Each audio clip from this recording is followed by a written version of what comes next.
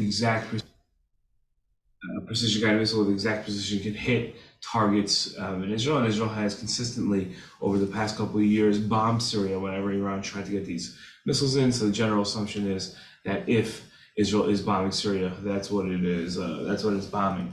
Okay, so Israel bombed the airport yesterday, which means that it's still on the ball in terms of tracking and destroying weapon shipments coming from Syria to Hezbollah to make sure that Hezbollah doesn't join in and attack. Okay.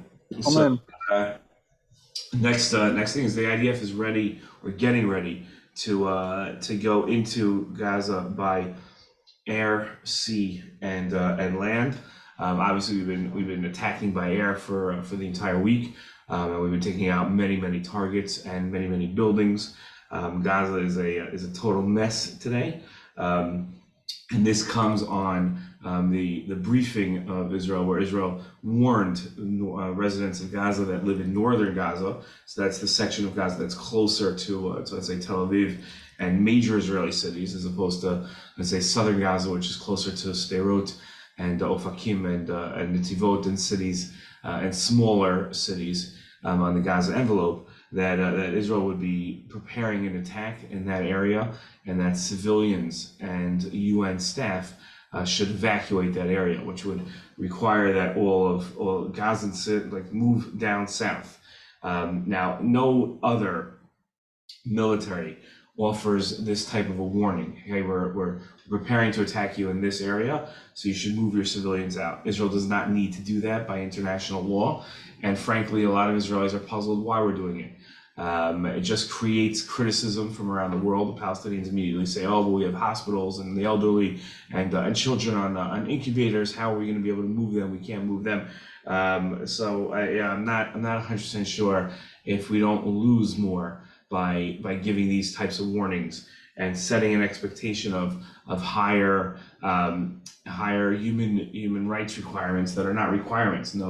No army in the world is required to do this. There's no international law that does this. So then, if we go ahead and do attack and we don't do this, then all of a sudden we look like we haven't done our diligence in warning the people of Gaza. So I think I'm not sure exactly why we do these type of warnings anymore, but we did.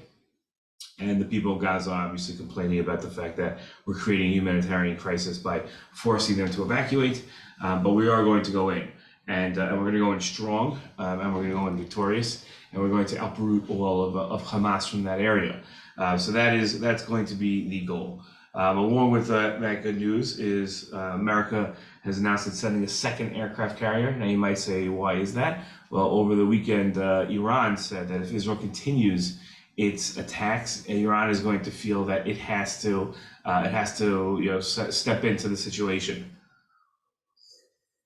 Now, if Iran steps into the situation, I don't know what that means. I don't know if Iran is threatening its own war, but the aircraft carriers are there to send the message that America could also get involved in the war, and that America's not going to send troops onto Israeli soil. There's no reason why America can't bomb Lebanon, can't bomb Iran. So that's the purpose of those aircraft carriers, is to deter that sort of attack. And that, again, yet another expression of tremendous American support. It's beyond anything that we've seen before at a time of war, of how supportive America is. And kudos to the Biden administration, kudos to the American military, kudos to Congress. Yesterday, if you saw Brian Mast, who's one of my favorite people in the world, congressman out of southern Florida in Palm Beach County, he's the only member of Congress who volunteered for the IDF. It pays to Google him, M-A-S-T, Congressman Brian Mast, and he wore his IDF uniform for the time that he volunteered for the IDF. He wore it to Congress yesterday as a show of support to Israel, and I mean, tremendous, absolutely tremendous. So the United States, in its continuous support, sent aircraft carriers. It's interesting. America sends emails out to Americans who live in Israel and Palestinians who live in Israel, and they've been offering flights out of Israel. It's very hard to get flights out of Israel because the American carriers have stopped flying here. So you can't get a flight on Delta, United, American Airlines. They don't fly out. Many European airlines don't fly out and either. They also don't fly in, obviously. So it's very hard to get flights. El Al is really the only airline that you can fly out of, and it's hard to get seats on those airlines, leaving Israel. A lot of Americans, it's not that a lot of American Israelis are taking advantage of the situation to get out, but it's a lot of people that got stuck here on Sukkot, that were here on vacation. I have family members who got stuck in there. I think they tried leaving yesterday. They had somewhat of a flight to Athens, Greece, and then from Athens they could try to get back to America. So it's been very hard for Americans that got stuck here in the war to get out. So America's offering flights now on chartered airlines. Now you have to pay for the flights. It says you have to commit to pay for the flights, and they can take you anywhere. All America promises is to take you somewhere else in the world, land you, and drop you off, and then from there you're responsible. It's feasible to imagine a situation where America just drops you off in Jordan. In fact, in these emails, the American government, the State Department is saying, try to get into Jordan through one of the border crossings and fly from there, which is interesting advice to, in the midst of a war, to send you to a country that is that's 75% Palestinian. I'm not sure that's the most sound advice. But what's fascinating in these emails are there are American citizens, they're Palestinians, there are American citizens in Gaza. I know them. We're part of a WhatsApp group together in terms of American citizens who are between the river and the sea. So that includes Israelis and Palestinians, and they want to get out. As they're American citizens, they want to get out. The question is, how do they get out? It used to be crossed into Israel. Obviously, that's not happening anymore. And Egypt has closed its border. So the American government yesterday announced that there might be a window of between 12 and 5 p.m. today where Egypt opens up its borders. And the American government said, please try to get out that way if that's possible. That's sending you traveling along Gazan roads while Israel is bombing the country. Who knows where the next Israeli bomb lands. So it's a pretty precarious situation that Americans in Gaza are. And again, I'm not exactly worried about them. I just find it fascinating. And I saw somebody who said that he has his family are American citizens in Gaza. He's on this WhatsApp group, and he's going to try to get them to the Rafah crossing. So just absolutely fascinating. And America doesn't promise the people of Gaza that they'll be able to leave. They're not making that promise. So that's pretty incredible. One interesting thing is Israel's refusing to negotiate with Hamas. Not that Hamas is open to negotiations, and it's important to understand that the goal here is not to bring an end of war. That's not Israel's goal. So negotiations is not something that Israel's interested in doing. What Israel's interested in is victory. We want to destroy Hamas. So we're not interested in negotiating with Hamas. If Hamas came to us today and said, we'll trade all the hostages as long as you stop bombing us, our answer would be no, because we're not going to stop until Hamas is defeated. We cannot, we've recognized the fact, and I'm hoping our leadership stays committed to this recognition, that keeping Hamas in power means that we're going to have another one of these attacks. So the only solution here is getting rid of Hamas completely, not allowing Hamas to continue. So that is, and even if we're talking about a situation which would say that we could have peace and we could have negotiations, meaning no more fighting, we would say no. We're going to carry this out to the end and make sure that we are victorious and that we no longer have to worry about these attacks. Okay. Another piece of information that came over Shabbat was NBC News published maps that were taken off of Hamas terrorists and Palestinian terrorists' dead bodies. And they show civilian targets on these maps, which means that the idea that was being passed around that Hamas was planning on a small-scale attack and didn't realize how successful they would be, and therefore the attack just grew up on its own, and became this horrendous, attack of atrocities, which wasn't planned, is false. Hamas, what happened is what Hamas was planning the entire time, and they were confident that they could do. So this was premeditated. They understood what they were doing. Everything from breaching the fence to taking out the observation towers to beheading babies and raping women was premeditated and planned. This was the plan the entire time, and this is what they decided to do. This wasn't something that they fell into. Okay. The interesting that Tzachi Hanegbi, who's Israel's national security advisor, long-term politician in Israel, yesterday gave a speech and basically admitted that the government made mistakes and was wrong. That's going to go far for after the war, when inquiries started about how this stuff started, and people recognizing the fact that that the government, this is something that's been on my mind a lot. I had a lot of confidence in this government, and beforehand, and the leaders of this government, and I felt that they were competent, and it clearly shows that they were not competent. They let us down. This wasn't something that couldn't have been perceived beforehand. CNN did a show of how just the footage that they had over the past 6 months could show you how Hamas was planning this. So if CNN can retroactively put this together, the Israeli intelligence should have been able to do it beforehand. So it's interesting that he admitted that they were wrong. One thing that you're going to start seeing, which has started, is families, Hamas families. Sorry, not Hamas families. Excuse me. I apologize. Hostage families protesting the Israeli government's treatment of them and of the hostages. So President Biden yesterday met for an hour and a half with 14 American families. So most of those families are also Israelis. But they happen to have American citizenship, and they met with President Biden at the White House. And President Biden is an incredibly empathetic man. He's gone through a tremendous loss himself. He's lost 2 children, and he's lost a wife. So he understands what loss feels like, and he's very good on that level of interacting and relating with people. But the Israeli government has not met with these people. The IDF has sent a representative to explain to them what had happened to their family member, and then that's basically it. And what you're going to see over the next couple of months is members of families of hostages protesting outside of, whether it's the Kiryat, which is Israel's center of defense, or outside the prime minister's office. And this could go on for a while. Gilad Shalit was a captive for 5 years. And for 5 years, his father had a tent outside of the prime minister's office where he essentially lived for 5 years, protesting the fact that the government wasn't doing enough to get Gilad Shalit back.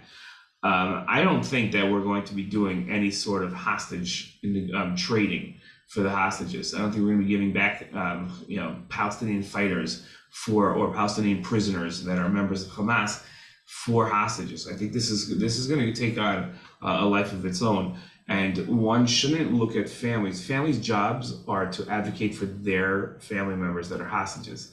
Their job is not to take in the larger calculations that a government or a military has to take in. So you're going to see pictures that are going to be heart-rendering of members of hostage families protesting the government's inability to get their family members back, and they're going to say that the government isn't doing enough. One shouldn't take those families' words as complete and total truth as to what is going on. Okay, you have to recognize where those families are coming from, and the fact that they're protesting doesn't mean that the Israeli government is being negligent in getting their family members back. Okay, we saw pictures over the weekend of the leaders of Hamas and Iran meeting in Qatar. This is beyond me how there was no missile strike from a drone or an assassin's bullet or some sort of explosion. How Qatar is being allowed by the United States. The United States of America has a military base in Qatar with elite forces, elite soldiers. Why they're not busting into this house, which everybody knows where it is, where the leaders of Hamas live. They don't live in Gaza. They don't live in the West Bank. They live in Qatar, which is another Arab country in the Gulf.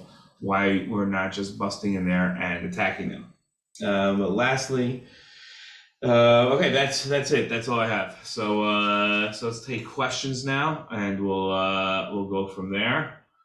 So if you have a question, let's put it into the chat, and we'll go. Okay. So the first question is, what does the political landscape of Israel look like this? Is there anything we 100% know happened? No, nobody knows what the political landscape is going to look like. Again, if you have questions, now's the time to throw them in. We don't know what's gonna happen after this. I think a lot of leaders are gonna have to resign because they failed us, and I think that we'll most probably after those resignations have elections, but that could be a while off. And as we're gonna allow our leaders to fight this war and lead us through this war and lead us to victory in this war, and then will come the inquiries. Then Knesset will set up commissions which are inquiries into what happened, and then we'll start seeing where responsibility lies. Ultimately, responsibility lies with the prime minister. That's the prime minister's role. The prime minister's role is to keep us safe first and foremost, and he didn't. So I think that you're going to see the end of Bibi Netanyahu's career, and I think that his legacy will be tarnished forever. This is what he will be remembered as, and I'm hoping he has the dignity to do the right thing afterwards. Okay, is normalization with Saudi Arabia off the table now? So no, so it's not off the table, it's paused. Saudi Arabia cannot be making a peace deal with Israel while Israel's at war with the Palestinians. That's an absurd thing to request of them, and there has to be some, they have to be looked upon as somewhat sensitive to the situation at hand. So no, so it's not off the table, but it's frozen. Let's put it that way. There's no negotiations going on, and also I don't think the Israeli government would have the bandwidth right now to conduct war and simultaneously create a normalization deal with Saudi Arabia. So we can look at this as being pushed off until months after the war, and then again that all depends on how the war turns out, right? So if sympathies with the Palestinians grow as Israel's bombings enlarge, so then that's going to be that'll be the end of any sort of, I don't see how Saudi Arabia goes ahead and does this for years. But if the war ends and it seems to be, Hamas got what was coming towards it, so then I think that, soon after the end of the war, and maybe when a new Israeli government is formed, then you'll be able to have, continue the normalization with Saudi Arabia, but it's going to pause for a while. Okay. Seems to be all the questions that we have. Seems like people. No, here we go. Should we expect Hezbollah to strike back after the IDF strike? Yeah, Hezbollah's been doing these little hits. I'm not sure when Israel finally says, okay, that's it. Enough. If you do it again, then we're going to consider you part of this war. So I'm not sure. Let's see. I love the question. Are we doing better? Yes, we are doing better. Yes, Jews are not dying. Jews are not being killed. We are doing better. Now, it's tough. We're going to be having a lot of funerals over this week, a lot of funerals, and a lot of shiva houses. And then when our soldiers go in, it's going to be very dangerous, but we are doing better. I love that. Are we doing better? Yes, yes, yes. What role has Palestinian Islamic Jihad played? So Palestinian Islamic Jihad was part of the initial attack. If you look at a person on Twitter named Joe Truzman, Truzman, an expert researcher. He has a post where he's outlined 6 different Palestinian terrorist organizations that participated in this, along with just regular Palestinians seeing an opportunity to kill Jews and join in, which is why my contention is that we should no longer be saying this is a war against Hamas. It's a war against the Palestinians. Palestinians as a people did this, not just Hamas. So the Palestinians did this. We have to hold them responsible. Now, it doesn't mean every Palestinian has to be attacked or Palestinian has to be eliminated, but it means the Palestinian people as a whole were the ones responsible for this because so many organizations were involved. Hamas stated that they sent in 1,200 fighters. Now, we killed 1,500 terrorists. So where are those 300 extra bodies? Those were other terrorist organizations that sent their people in, and just regular Palestinians who grabbed a gun and ran right in. On the topic of hostages, you mentioned that Israel won't be getting involved in negotiations this time. Does this mean they're going to use force or not try to get them back at all? I think we're going to be using force to try to get them back. There might be back channels. The United States of America is for sure using back channels to get its hostages back. Again, America's hostages are also our hostages. They just happen to have American passports as well. It'd be somebody like me who has an Israeli and Palestinian, passports. So you can't negotiate with Hamas. We don't negotiate with Nazis. We're not negotiating with Hamas. We don't negotiate with ISIS. So it's not going to happen. Okay. What do you make of Ron DeSantis' evacuation plans for Floridians? I don't know. I don't know what his negotiations are. What I didn't get a chance to see. I only keep hearing about this. So I don't know exactly what that is. I think he's offering ways for Floridians to get back to Florida, if I'm not mistaken. So I don't like I understand where Ron DeSantis is coming from. There are Floridians that want to get out. They want to get out of the war zone. They can't get out of the war zone. So, and I don't blame those people for wanting to get out. I don't need, and I understand why Governor DeSantis is doing this, because it's his responsibility as the governor of Florida to make sure that Floridians are safe wherever they are.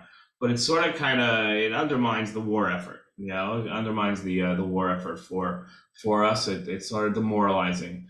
So when you start announcing, like, if you want to leave, you can leave. And we'll help you get out. Like, no, we're here to fight. We're here to stay. Israelis aren't leaving. There aren't mass plans for Israelis trying to figure out how to get out. We're here for the long haul. This is home. We're not getting out of here. What are back channels referred to? Back channels are like sort of, let's say the Americans traditionally use the Swiss to talk to Iran. So it could be that they're using, like, Egypt would be a back channel to Hamas. Egypt talks to Hamas. So America could be talking to Egypt, and that could be what the back channels are. We don't know the plans, Svi, so we don't know. Israel obviously doesn't announce its plans ahead of time, so that Hamas doesn't know. What are the current gun ownership laws in Israel? Will be changed after this. So gun laws in Israel, you apply for a gun, and there's no difference like they have in America of concealed carry versus regular carry. I carry a gun. I have my gun right here, sitting next to me on the table.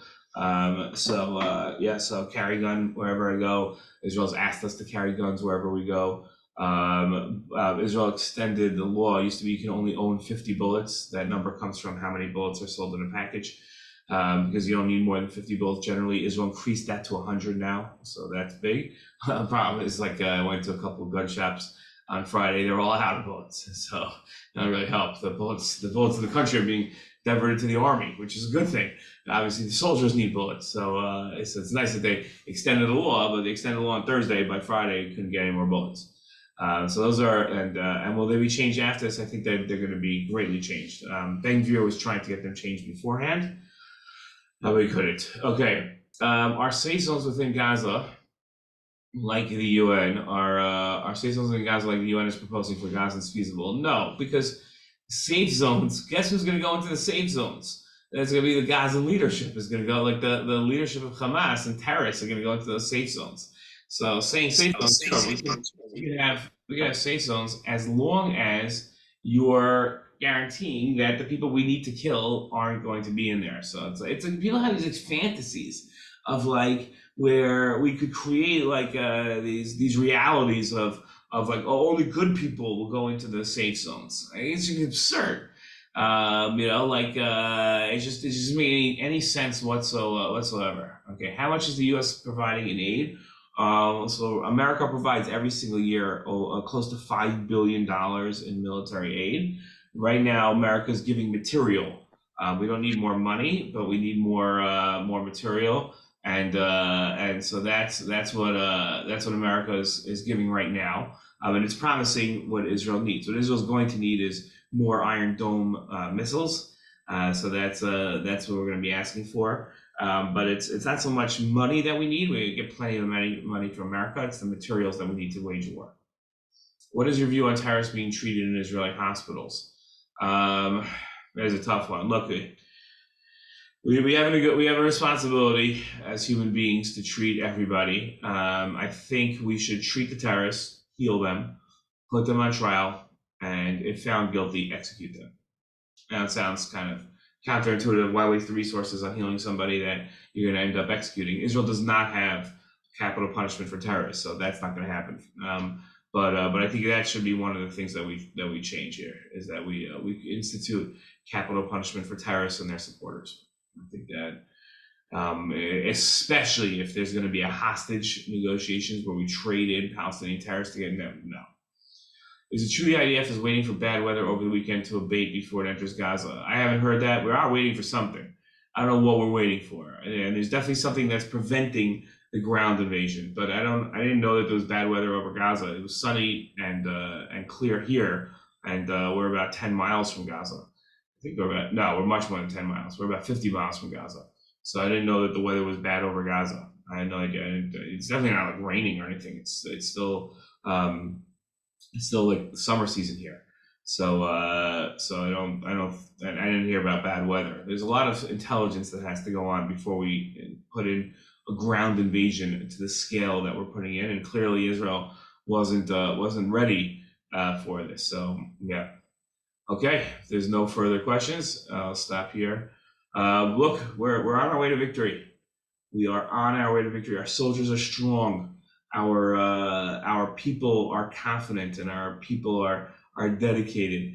We're determined, and we are going to win this war. And it's going to start this week. And we should pray hard for our soldiers. We should pray hard for our leadership, and pray hard for the Jewish people, that we are able to get through this and with safety and security. We love our soldiers, and we are standing behind them 100%. They will be victorious. Have a great day and a great week and a great Rosh Chodesh.